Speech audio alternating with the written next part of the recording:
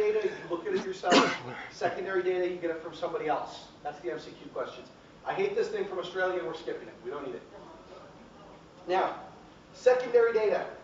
These are MCQ questions on the early part of this section. Secondary data is the benefit. It's cheap. It's fast. It's easy to get because someone else has done all the work.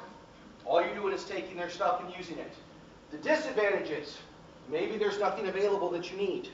Maybe what's out there is not relevant. Maybe you're studying buying patterns of left-handed Lebanese women, just because I keep using that example. Maybe that research hasn't been done. If it hasn't been done, you got to do it yourself. Also, is it accurate? I hate to say this about any government in the Middle East, but I'm going to say it. When the police give their statistics about arrests and about car accidents and about deaths, do you believe their numbers? No. I don't believe their numbers. I think their numbers are skewed, particularly out of Dubai, because Dubai says they are one of the safest cities in the world. There's no crime. There are no car accidents. Everybody's perfect. I've driven on the roads. I see car accidents every day, and I see people who get robbed, and I'm going, do I believe these numbers? No. Now, I get the, yes, sir? I've been in this field for many, many years. Mm-hmm. The one who predicts the numbers, those accidents, all Mm-hmm. this, do you think it's the correct number? I question if it is. It's never. Okay. I'm not going to say anything about anybody in the government here. If you want to, yay! But it's kind of like with many things here. You get the one that comes up that does a lot, and I do not mean to insult, and I do not mean to offend. The number that I always use is rate. Sexual crimes against women or men. In many countries, those numbers are very, very small. Yet we know those crimes happen. And so, are people reporting the data? Are they lying about the data? Are they misrepresenting the data? So you always, with secondary data, this is data you get from someone else. Is it always accurate? I don't know. Okay? Now, secondary data is made up of these items. This is intelligence from other companies that have done demographics, media, market trends. All of this stuff has been done by other people. Even your competitors may have written stuff about themselves and put it on the internet.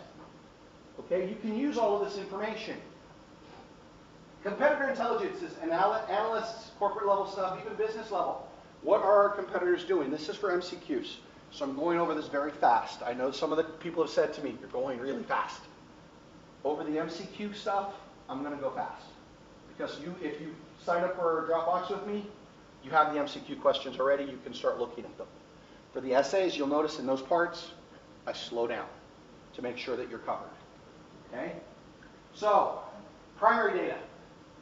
Primary data is data that you do yourself, such as a survey.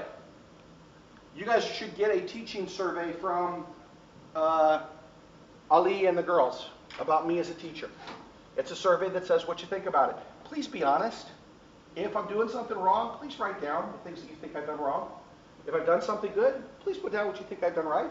I'm not going to come knock on your door and punch you in the nose if you say I'm a bad teacher. I promise. Okay, maybe if he does, but that's a different story. Okay? This includes things that are called focus groups, where you get people together to talk about things. This is specifically an MCQ question. This deals with in-depth interviews, observational research, such as cookies. I love cookie studies. If you go on YouTube and you look up observational research, they have a room with a table that have a bunch of cookies on it. And they bring in a bunch of kids. And one wall is all mirrors. And on the other side of that mirror, there are people sitting there watching the kids. Who eats what cookies? How many do they have? Do they like this one more than that one? Why would you do that kind of research? What does that tell you? If you make cookies, you're watching these kids who don't know you're there eat your cookies. So, yeah, which one is their favorite? Which one do boys like more than girls? If we put them in different packages, but they're the same cookie, which one gets eaten? So from that data, you can get a ton of stuff. But now think about all the money that had to go into doing that. You have to get the room with the mirrors. You have to get the kids. You have to make the cookies. You have to make the wrapping. You have to make everything. And then you have to have somebody sit there and watch You can't just have one person, it's a whole group of people. One for each kid. And they're sitting there just watching the kids. And they're videotaping it so they can count. Please tell me how expensive that is. Through the roof. So what is easier for you to do? Secondary data.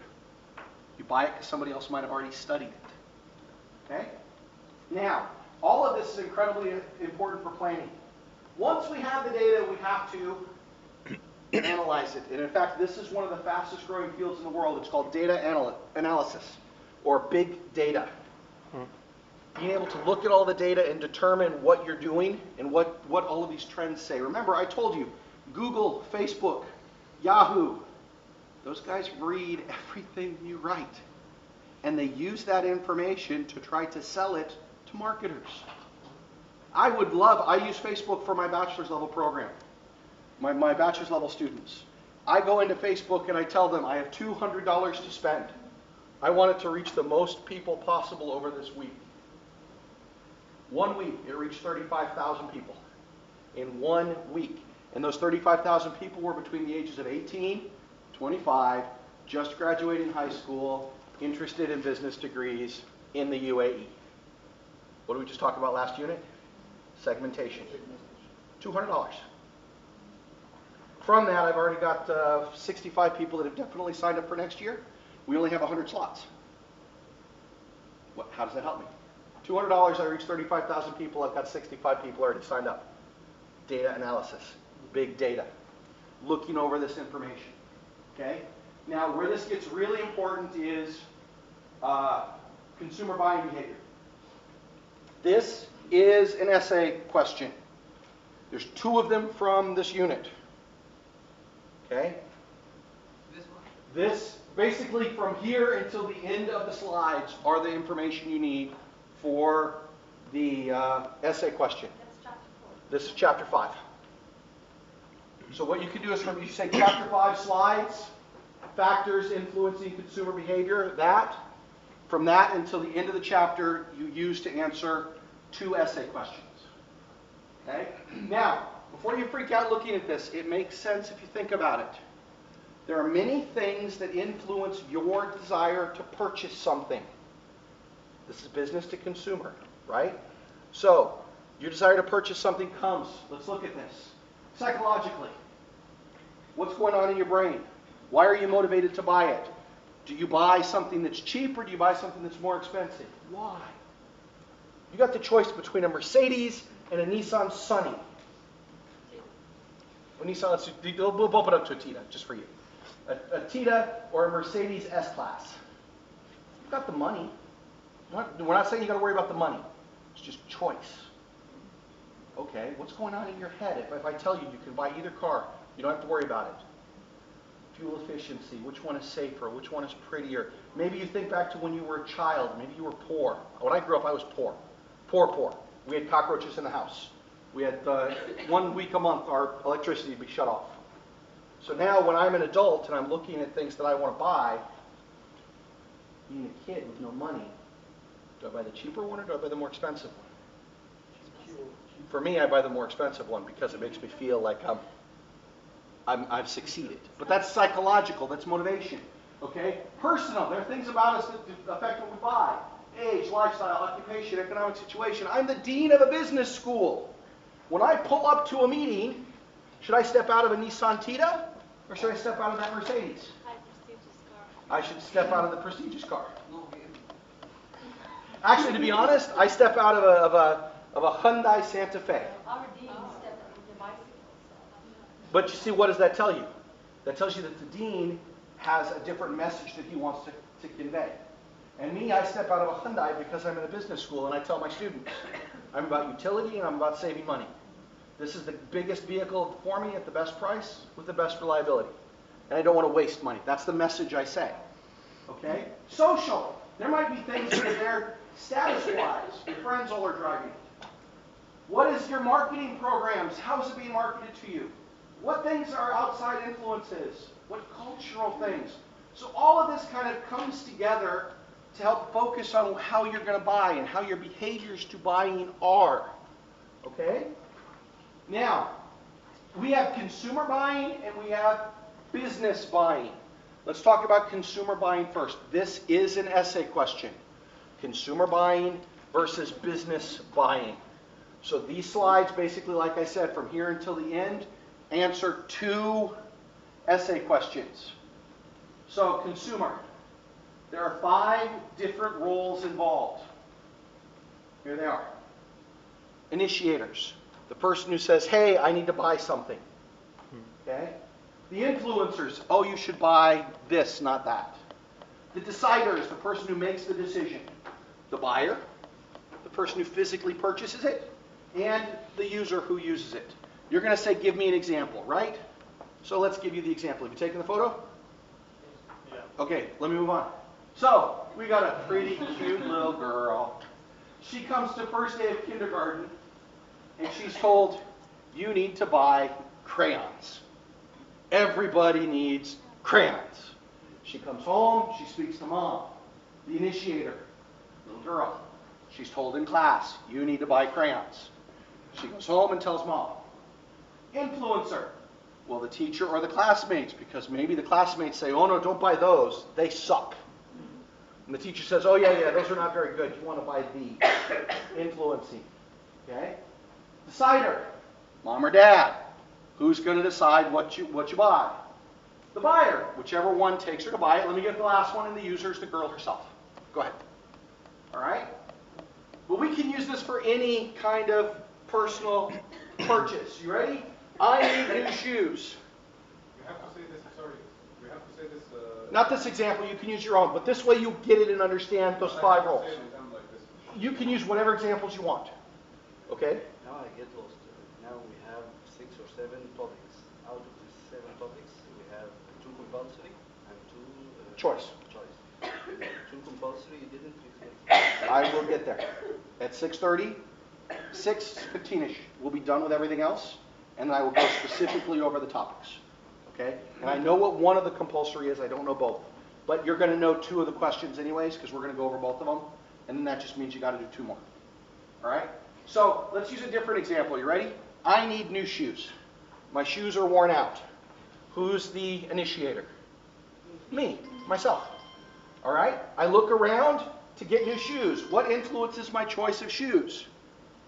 My friends, my wife. If I say I want to go buy these Nikes and they're $250 US, my wife might be like, not happening. My friends might be like, dude, you need some cool shoes. Those $30 shoes suck. And a cute girl walking by is like, those are nice shoes. I might decide I'm going to buy, some really nice shoes. The decider, well, that would be whoever has the money. So in my house, my wife. The buyer would be me. She gives me the money. And then the user would be me, myself, doing it. Okay? That's business to consumer, that's consumer buying. It works something like this. Again, this is part of the whole slide explaining it. You find a need. Replace shoes. You do information search. What are the kind of shoes available? What are the prices? I look at the alternative shoes. Dress shoes, running shoes, sneakers, trainers, golf shoes, sandals. Okay, what are the reactions? I make the purchase decision. It's either rational or emotional. I'm thinking with my brain or I'm thinking with my heart. Good story. Gentlemen, when you go to buy a car, they do this to the ladies too, but it primarily focuses on the guys. You go to buy a car, you go walking into the car dealership. Where do the car salesmen always want to put you? In a sports car. They always take you to whatever car it is, and they tell you, get in it. All right, now listen to the engine. You drive home in a Ford Mustang, and your wife slaps you. We've got 4 kids. 4 kids aren't going to fit in there. You buy emotionally. My wife, I love her to death. She's as tall as I am. Her shoe size is a 46. Yes, her feet are the size of skis. They do not make women's shoes above a 43. You can't find them in the UAE, anywhere in the Middle East. And in fact, the only place you can find women's high-heel shoes that are attractive are in shops that make women's high-heel shoes for men who dress as women. Those are the only place that she can find cute high-heeled shoes. We have to go to these kind of shops in America, so we're in, yeah. Anyways, she buys the shoes there, but she also buys Jimmy Choo shoes. She loves them because they're pretty. Except Jimmy Choo shoes only go up to a size 42. My wife has 4 pair of size 42 Jimmy Choo shoes in her closet. She wears a 46. She physically cannot wear them. Or she'll put them on and roll her toes as much as possible. She'll take like 3 steps going, ow, ow, ow, ow. And I'll say, why did you buy them? And she says, that's so pretty.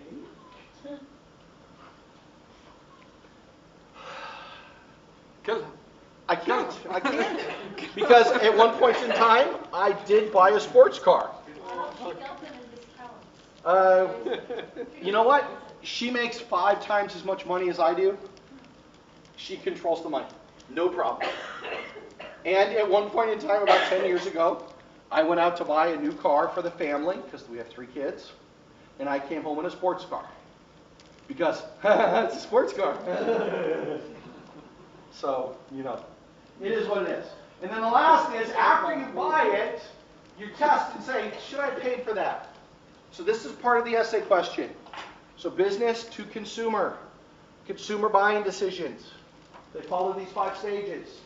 It also goes from risk. Because if it's low risk, do you have to think about it a lot? You go into the grocery store to buy milk. Do you actually stand there and compare the brands of milk? Do you pick them up and look at the ratings? Do you break out your phone and check which one has more? No. Just exactly, because it's milk. It's nothing. Let's go. But on the other end of that, you get extensive decision making at high risk. So the perfect example of this is you guys in this class. When you signed up for this program, what were you thinking? Well, accreditation was big, but you're also thinking, before you came to us, is it real? Can I trust them? Can I do it? Will I be laughed at? Will I fail? How will this happen? So there's a lot of fear that goes on there. So the more you're afraid, the more you think about it. Compare buying a villa with buying a gallon of milk. So the more risk, the more we have to think about it. This also kind of says the same thing. This is ACEL's model. We don't really need it other than for MCQ question on this. All right, you'll notice it doesn't say hint. All right, now business buying behavior. Businesses are similar to people. The business market is 80% of most of our business. Now, see the hint? It's up there. Hint! That way we can wake up because we're falling asleep. Okay? The business buying center, though. Okay, we got two essay questions that come from this chapter. Business to consumer and business to business buying behavior. And what is a buying center? So, if we're looking at this idea of the buying center, it has 7 parts. Wait a minute. Don't 5 of these look familiar? Think of the little girl. We got the initiator, influencers, buyers, deciders, and users. So we have the buying center idea of business to business is very similar to the buying behavior of business to consumer. There's just 2 more people involved. Okay? Approvers and gatekeepers. Now guys, remember, if you sent me your email, you have Dropbox. Dropbox has all of these slides. All right? But being able to take a picture of it and say, this is the one I want to pay attention to is a good idea. So let's look at this. We got the same 5, and then we have 2 more. Gatekeepers and deciders. So, business center behavior, buying center. How does it make the consumer and business behavior different? 1, we have approvers. These are people who say, oh, this is a good decision. Sorry, Yeah. decider was in the same on the other. Yes, they put these together.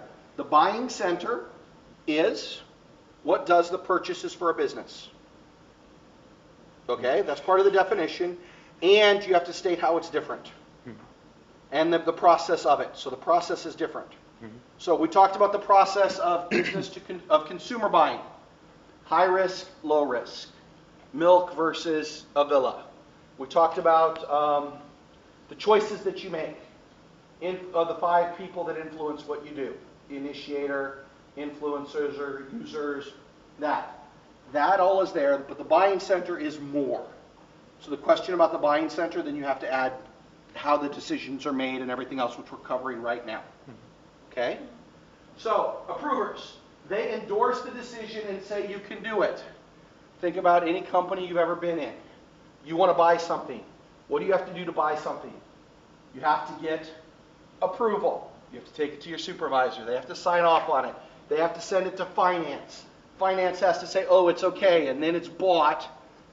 And if you had to purchase it, they pay you back. Or you have to wait for this approver to get through it. The second one is often the approvers have somebody who is the gatekeeper. This person is the block between the approver and you. So you have to go through this person to get approval. In a lot of companies, this is the secretary to the CEO. This is the head of the finance department. So the CEO he's the decider. He's the one that's going to make the decision. But in order to get to him, you have to go through his secretary. And if she doesn't like you, will you ever see him? Nope. The company could be on fire. Nope. So that's what gatekeepers are. Often this can also be the processing agents, technical advisors. It can even be your supervisor. Okay? So for consumer buying, we have 5 that we do. The initiator, the buyer, the influencer, the decider, the user. Buying center, we add 2 more. Okay? And what we do is we look at the types of decisions. So, if a company has these 4 types of decisions, and this is based upon the decisions that you make. You rebuy, because you buy the same thing from them every 6 months. It's just a normal rebuy. There's nothing different.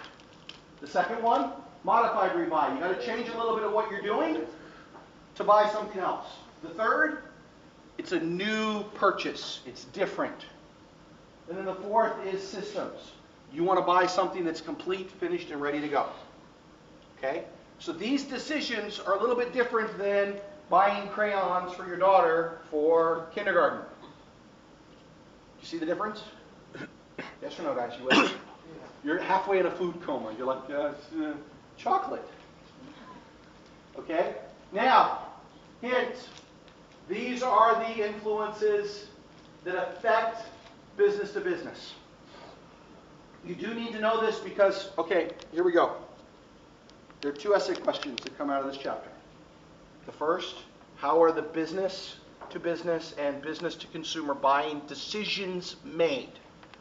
That is all of the 5 versus 7. And then the consumers, low risk versus high risk. How much thought do you have to put into it? You have to identify the problem and go through all of that. That's consumer. Business center side, we have to say there are 2 more. We then have to point out this. These are the things that influence buying. And then you have to tell me the steps. That's 1 question. Okay? That question will take then about 3 pages to answer. The second question is, describe how a buying center works. All right? Or something similar to that. And I know that those are 2 questions.